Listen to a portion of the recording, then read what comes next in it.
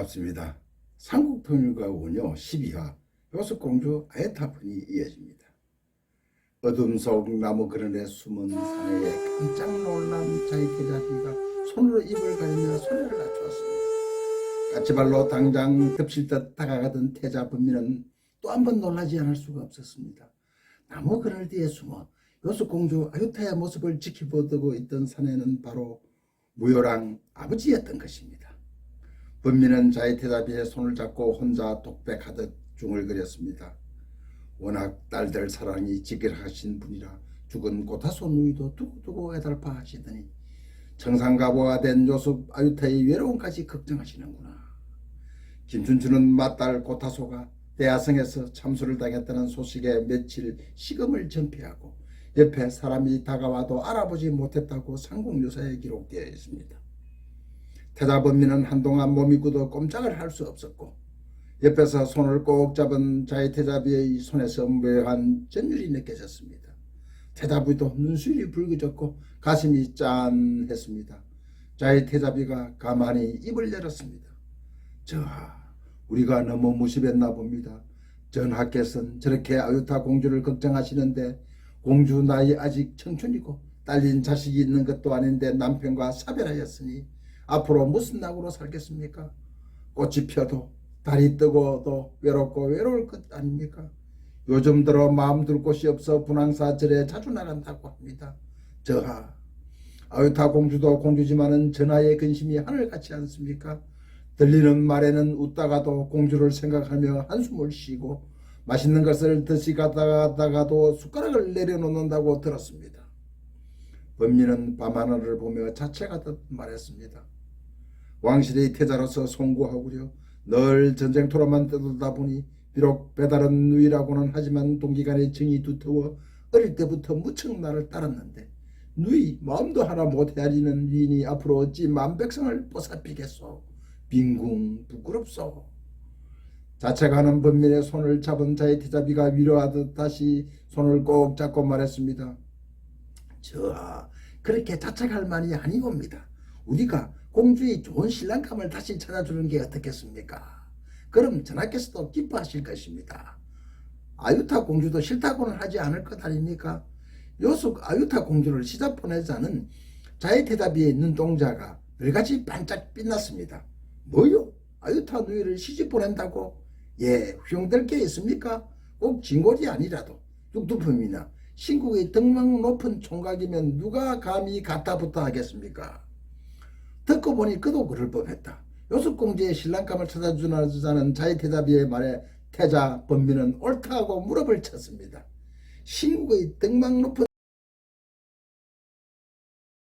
한편 대하성 탈환 후 백제의 가해성을 비롯한 7개 성을 함락하는 등 상실된 대하성 지역은 김유신에 의해 점차 하나하나 탈환되어 가고 있었습니다. 특히 암낭주 도독을 염려한 지역과 세로 백제로부터 빼앗은 지역은 김유신의 군사적인 기반이 되었습니다. 이로써 신라는 당면한 직접적인 위기는 일단 벗어나는 듯 했습니다. 김유신의 대백제 승리는 김춘추의 정치적인 위상을 강화시켜 주는데 큰 목을 하였습니다. 김유신은 사로잡은 장수 8명과 대하성 전투 때 죽은 김춘추의 사이 김품석의 딸과 고타소 유해를 교환하자고 백제에다가 제안을 합니다. 백제 의자왕은 여봐라, 신라 사람의 유고를 땅에 묻어두어도 별로 이득이 없다.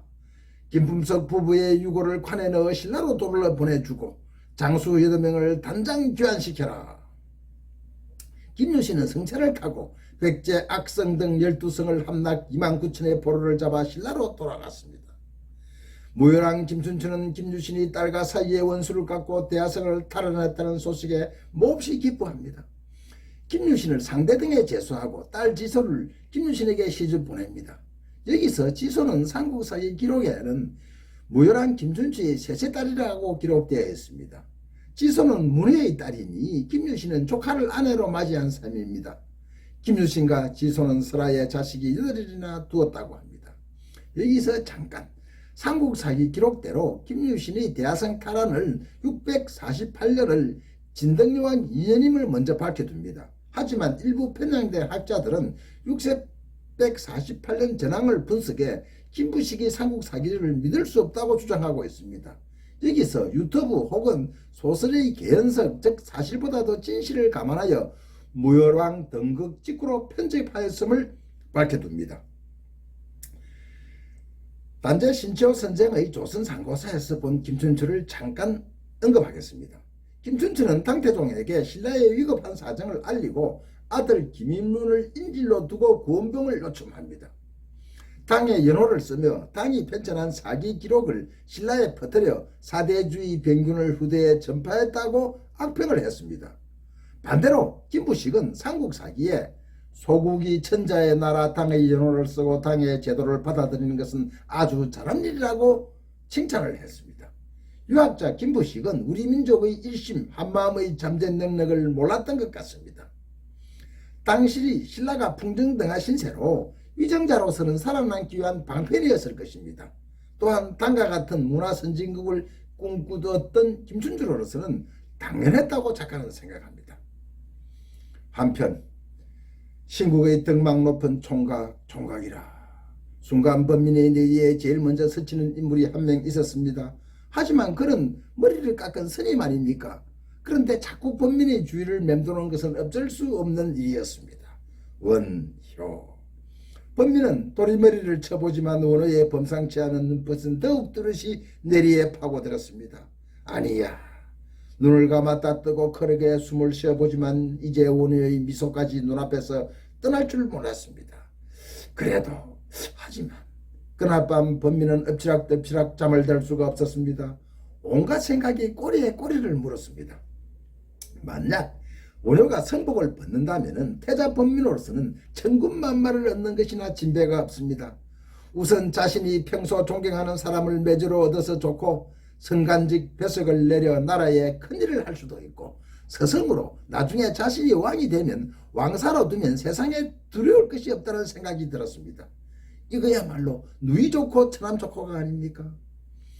범민은 마음이 설레 잠을 이루지 못하고 뒤척였습니다.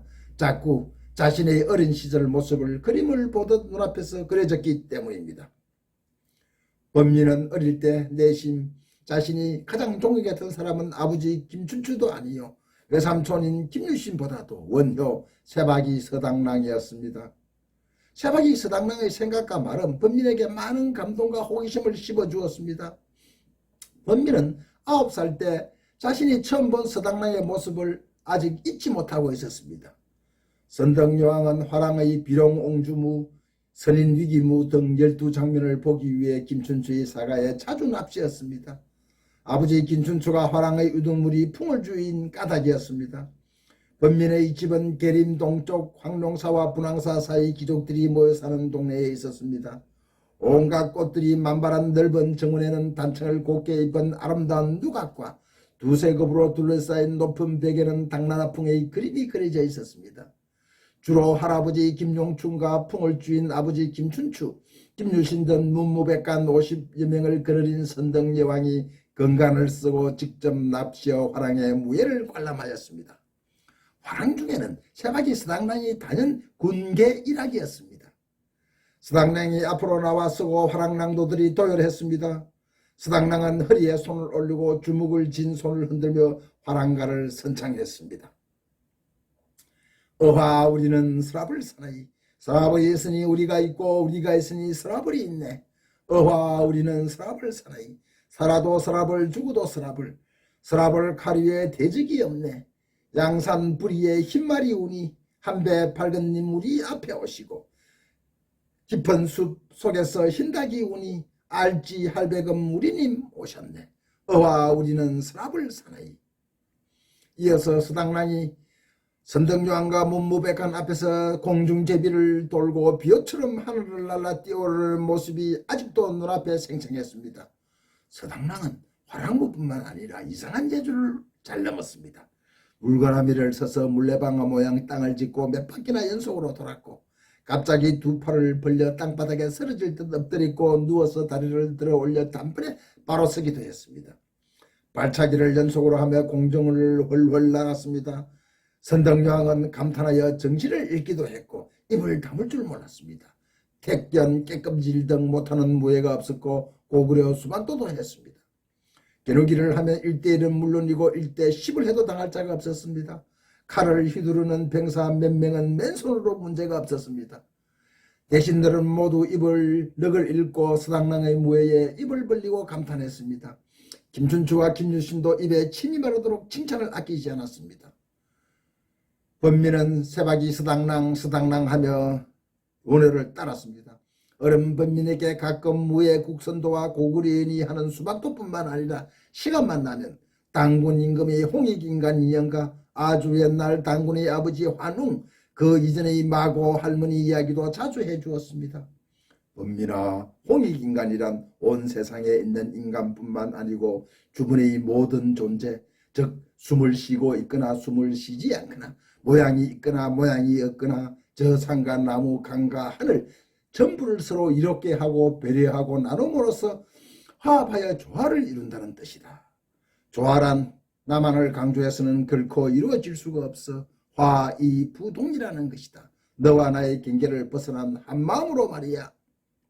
그리고 인간은 저마다 치열한 수행으로 욕심을 부리고 원래 마음의 순수성을 되찾고 참된 인간성을 되찾아 우리 조상의 이상향인 극락정토와 같은 마고성으로 돌아가야 한다.